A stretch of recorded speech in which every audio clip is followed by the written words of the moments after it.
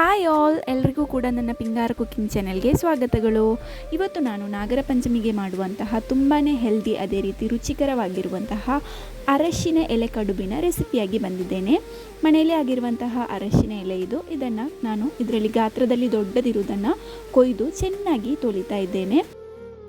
ಒಂದು 2 ಗಂಟೆಯಷ್ಟು ಹೊತ್ತು ನೆನೆಸಲಿಕ್ಕೆ ಹಾಕಿರುವಂತಹ ಬೆಳ್ತಿಗೆ ಅಕ್ಕಿ, ಸ್ವಲ್ಪ ಕುಚ್ಚಲಕ್ಕಿ ಕೂಡ ಆ್ಯಡ್ ಮಾಡಿದ್ದೇನೆ.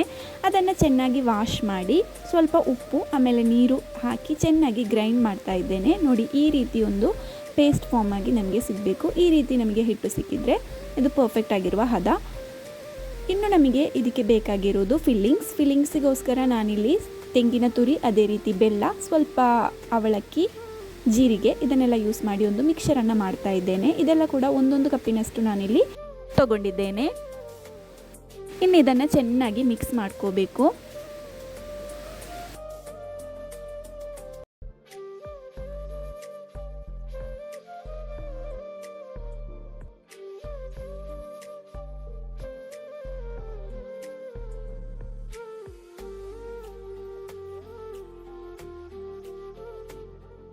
ಫ್ರೆಶ್ ಆಗಿರುವ ಅರಶಿನ ಎಲೆಯನ್ನು ನಾನಿಲ್ಲಿ ತೊಗೊಂಡಿದ್ದೇನೆ. ಅದಕ್ಕೆ ಈ ಹಿಟ್ಟನ್ನು ಒಂದು ಕೈಯಲ್ಲಿ ಈ ರೀತಿ ಹಾಕ್ತಾ ಇದ್ದೇನೆ. ಹಾಕಿ ಕೊಡಬೇಕು. ಅದನ್ನೆಲ್ಲ ಕಡೆ ಈ ರೀತಿ ಸ್ಪ್ರೆಡ್ ಮಾಡಿ, ಇನ್ನು ನಾವು ಮಾಡಿಟ್ಟಿರುವಂತಹ ಮಿಕ್ಸರ್ ಇದೆ ಅಲ್ವಾ, ಫಿಲ್ಲಿಂಗ್ಸ್ ಇದೆ ಅಲ್ವಾ, ಬೆಲ್ಲ ಮತ್ತು ಅವಲಕ್ಕಿ, ಅದೇ ರೀತಿ ತೆಂಗಿನ ತುರಿಯ ಆ ಫಿಲ್ಲಿಂಗ್ಸನ್ನು ಇದರ ಮೇಲೆ ಇಟ್ಟು ಕೊಡಬೇಕು. ನೋಡಿ, ಈ ರೀತಿ ಮಾಡಿ ಅದನ್ನೆಲ್ಲ ಕಡೆ ಒಮ್ಮೆ ಸ್ಪ್ರೆಡ್ ಮಾಡಿ ಈ ರೀತಿ ಆ ಫಿಲ್ಲಿಂಗ್ಸನ್ನು ಕೂಡ ಆ್ಯಡ್ ಮಾಡ್ಕೋಬೇಕು. ಸಿಹಿ ಜಾಸ್ತಿ ಇಷ್ಟ ಇದ್ದರೆ ಹೆಚ್ಚು ಬೆಲ್ಲ ಕೂಡ ಆ್ಯಡ್ ಮಾಡ್ಕೋಬೋದು. ಎಲ್ಲ ಕಡೆ ಈ ರೀತಿ ಫಿಲ್ಲಿಂಗ್ಸ್ ಹಾಕಿದ ನಂತರ ಇದನ್ನು ಮಡಚಿ ಇಡ್ತಾ ಇದ್ದೇನೆ. ಅದೇ ರೀತಿ ಬಾಕಿ ಇರುವ ಎಲೆಗಳು ಇದೆ ಅಲ್ವಾ, ಅದರಲ್ಲಿ ಕೂಡ ನಾನು ಇದೇ ರೀತಿ ಹಿಟ್ಟನ್ನು ಹಾಕಿ ಈ ಫಿಲ್ಲಿಂಗ್ಸನ್ನು ಕೂಡ ಹಾಕಿ ಮಡಚಿ ಇಡ್ತಾ ಇದ್ದೇನೆ. ಇನ್ನು ನಮಗೆ ಇದನ್ನೊಂದು ಇಡ್ಲಿ ಪಾತ್ರೆಯಲ್ಲಿ ಒಂದು 20 ನಿಮಿಷದಷ್ಟು ಹೊತ್ತು ಕಾಲ ಬೇಯಿಸಲಿಕ್ಕೆ ಇಡಬೇಕು. ಅಷ್ಟು ಹೊತ್ತಾದರೆ ನಮಗೆ ಇದು ಚೆನ್ನಾಗಿ ಪರ್ಫೆಕ್ಟಾಗಿ ಬೆಂದು ಸಿಗ್ತದೆ. ನೋಡಿ, ಈ ರೀತಿ ಇದನ್ನು ನಾನೀಗ ಫಸ್ಟ್ ಆಫ್ ಆಲ್ ಮಡಚ್ತಾ ಇದ್ದೇನೆ.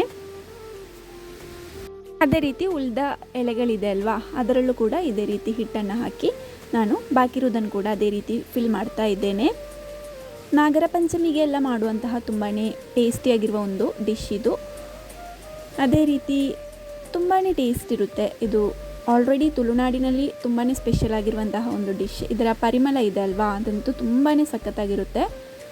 ಇನ್ನು ನಮಗೆ ಇದನ್ನು ಬೇಯಿಸಲಿಕ್ಕೆ ಇಟ್ಕೋಬೇಕು.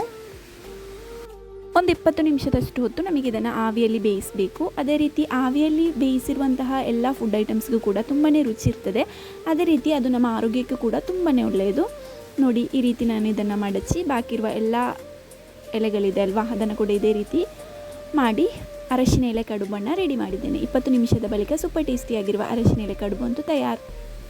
ಇಷ್ಟ ಆದರೆ ನನ್ನ ಪಿಂಗಾರ ಕುಕಿಂಗ್ ಚಾನೆಲ್ಗೆ ಸಬ್ಸ್ಕ್ರೈಬ್ ಮಾಡಲು ಮರೆಯದಿರಿ. ಅದೇ ರೀತಿ ನಿಮ್ಮ ಮನೆಯಲ್ಲಿ ಕೂಡ ನೀವು ಇದನ್ನು ಟ್ರೈ ಮಾಡಿ. Thank you for watching.